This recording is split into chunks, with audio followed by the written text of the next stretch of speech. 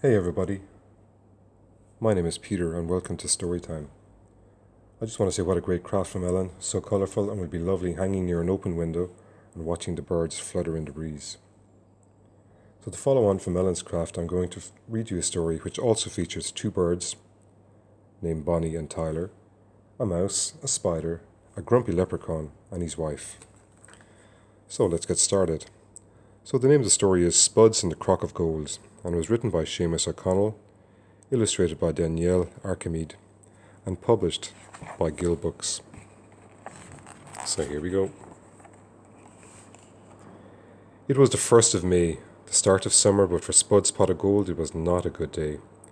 Two things had gone horribly wrong. First, he'd been carrying his crock of gold back to Toadstool Cottage to polish it. The sun had been so warm he thought he'd sit down and rest his back. Before he knew it, he was snoring away. When he awoke hours later, he jumped up and looked around. "Shamrock shakes and chocolate cakes! My crock of gold is gone," he exclaimed. Spuds ran back to Toadstool Cottage, looking sourly at Bonnie and Tyler, the two goldcrests who lived in a chestnut tree in the garden. "Shut up with that horrible singing," he said. But the birds continued to whistle their power ballad. What a grumpy old Gretchen. Spuds burst into the kitchen of Toadstool Cottage. His wife, Rosie Goody Two-Shoes, and his pet mouse, Steve, jumped. "It's gone," he wailed. "I'm a pauper." "The crock can't have gone too far," Rosie said. "You don't understand," said Spuds. "A leprechaun without his gold, he might as well be a troll."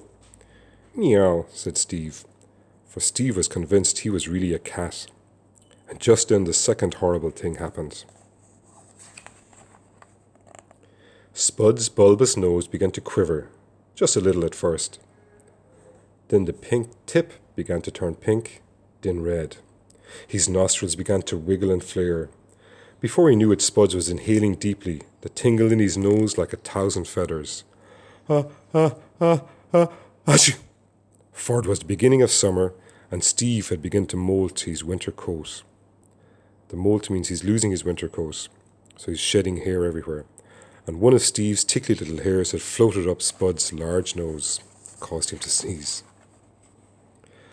The next morning things were no better. Steve had been shedding lots and lots of tickly hairs overnight. Spuds woke up with a giant sneeze, and another, then another, so violent that Steve jumped up and hid under a small chair in the corner of the room. All around the bedroom were millions of hairs. They were stuck to the curtains, glued to the bed sheets, mashed into the carpet. But mostly they were stuck up poor Spud's nose. He and Rose got to work, dusting curtains, shaking out sheets, and clearing carpets. Bonnie and Tyler whistled a song to cheer Spuds up as he grumbled and griped. "What are you looking at?" he roared, although he was interrupted by a sneeze. Bonnie and Tyler jumped at the terrific noise and flew away. He's a bit angry, isn't he, throwing his shoe after them? Finally, after clearing up all the hairs, he was about to put them in the bin. "Don't do that. Give them to me," Rose said. She carefully took the clump of hair and put it safely in a little box. Things aren't always what they seem. Treasures don't always gleam. Spuds gave a hump. His crock of gold had gleamed beautifully. Over the next few weeks, Steve's molting got worse and worse. The hairs got all over Spud's smart green suit and hat. It stuck to the sofa and to the furry mat. But the sneezes were what drove Spuds mad. His morning paper always ended up wet splodges all over it. And one achoo sent carrot soup flying across the kitchen. Rose did her best to clean all the hair she could, putting it into a little box. "Are you still carrying on with that nonsense?" Spud sighed. Rose shook her head. "Things aren't always what they seem. Treasures don't always gleam." I wonder what she means by that. As the summer continued, the sun got hotter and hotter. Steve the mouse squeezed his eyes shut, willing his hair not to fall out. Spud, his nose dripping and snuffling, made all the wishes he could, but the hair still went everywhere. Even Leggers MacWebb, the spider who lived in a crack in the wall, decided to leave Toadstool Cottage and visit his sister in Dublin. Got him all packed up with his suitcases off to his sister. Rose, meanwhile, got on with things. Whenever Spuds told her to throw out that dirty bundle of hair, which is getting bigger and bigger, she said mysteriously, "Things aren't always what they seem. Treasure doesn't always gleam." The autumn came, and just as the first leaves were starting to fall, Rose looked out the window. "It's time," she said, and she put the box out on the windowsill.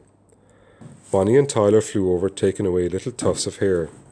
After a while, some of their other bird friends appeared. Before Spuds knew it, the hair was gone.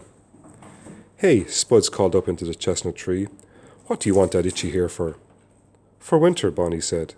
"In the snow it'll keep us cozy, making our nests feel nice and toasty." "Thank you, Rose. Thank you, Spuds," they whistled. Spuds thought about the two little birds flying from tree to tree. He called up, "When you soared high in the sky, did something shiny catch your eye?" "We did see something very shiny in Maggie Magpie's nest," Bonnie said. "Gold coins in a bucket. Or a basket." "A crock," Spuds jumped with glee. Spuds marched to Maggie Magpie's tree and got back his crock of gold, giving her a good scolding. She was very, very sorry. "It was a naughty thing to do, but shiny things turn my brain to goo."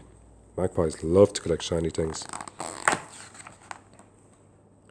Every summer after that, when Steve would start to molt, Spuds would open his windows each morning and let Bonnie and Tyler fly into the house. Within minutes, his curtains, clothes and sheets would be picked clean of hairs. In return, they'd whistle any song he liked and let him know if Maggie Magpie was nearby. I think he found a solution to his problem with the hairs, didn't he? And everybody was happy. The end. What a good story. I hope you enjoyed it, boys and girls. Okay, bye-bye.